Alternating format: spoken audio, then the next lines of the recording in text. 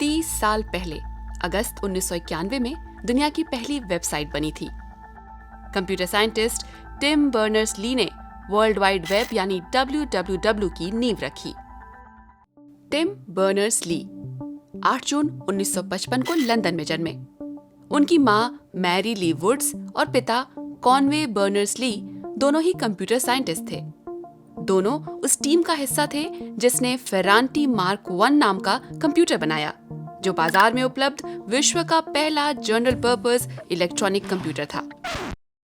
बचपन में model railway से खेलते खेलते उन्होंने इलेक्ट्रॉनिक्स के पहले सबक सीखे।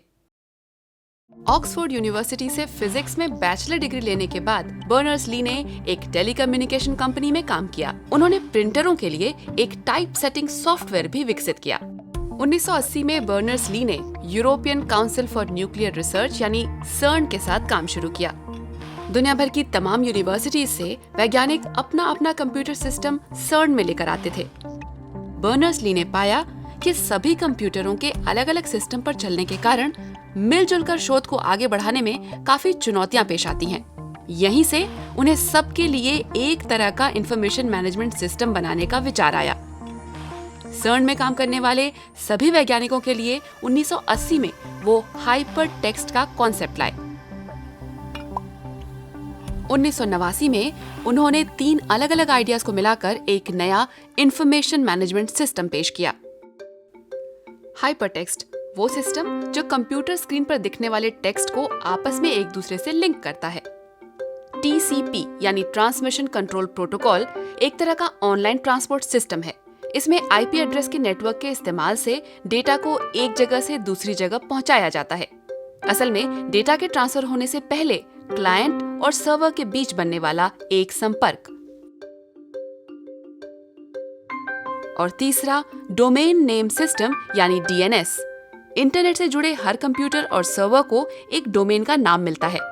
जैसे google.com एक डोमेन नेम है। हर डोमेन नेम का अपना एक यूनिक IP एड्रेस होता है। इन तीनों सिस्टमों के संगम से ही ऐसा संभव हो पाया कि कोई भी यूजर किसी एक वेबसाइट ही नहीं, तमाम वेबसाइटों के पूरे सिस्टम को देख सके। 6 अगस्त 1991 को info.cern.ch नाम की वेबसाइट के ऑनलाइन होने के साथ ही एक तकनीकी क्रांति की शुरुआत हुई और तभी वर्ल्ड वाइड वेब का जन्म हुआ। लेकिन ये भी सच है कि इंटरनेट की खोज इस वर्ल्ड वाइड वेब से पहले ही हो चुकी थी।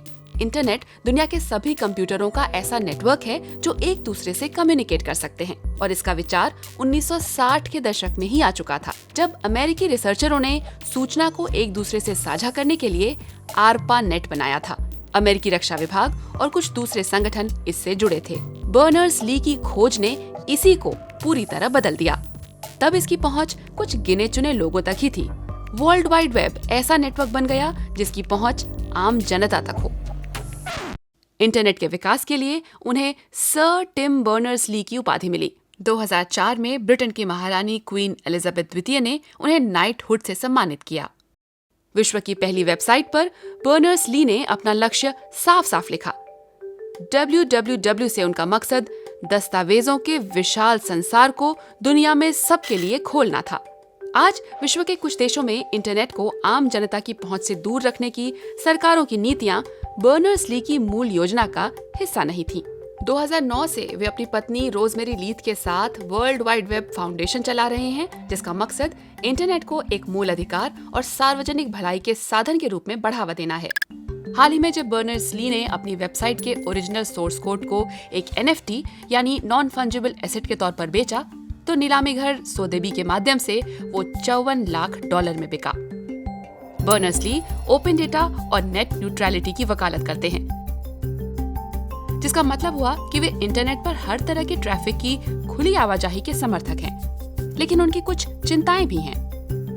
वेब ने कई अवसर पैदा किए हैं, हाशिए के समूहों को आवाज दी है और हमारे रोजमर्रा के जीवन को आसान बनाया है। साथ ही धोखाधड़ी करने वालों के लिए भी कई मौके पैदा किए हैं। उन लोगों को भी आवाज दी है जो नफरत फैलाते हैं और कई तरह के अपराधों को अंजाम देना आसान बनाया है। आज भी बर्नर्स-ली वेब को पूरी मानवता के लिए बेहतर बनाने के काम में लगे हैं। लेकिन आज के इंटरनेट को देखकर वो अक्सर दुखी हो जाते हैं। हर साल 6 अगस्त को www की वर्षगांठ पर वो एक खुली चिट्ठी लिखते हैं। 2019 की चिट्ठी में उन्होंने लिखा, मैं समझ सकता हूँ कि आज कई लोग वेब को अच्छाई की शक्ति मानने से कतराते हैं, लेकिन पिछले 30 सालों में वेब कितना बदल गया है। अगले 30 सालों में हम उसे क्यों बेहतरी के लिए बदल नहीं सकते?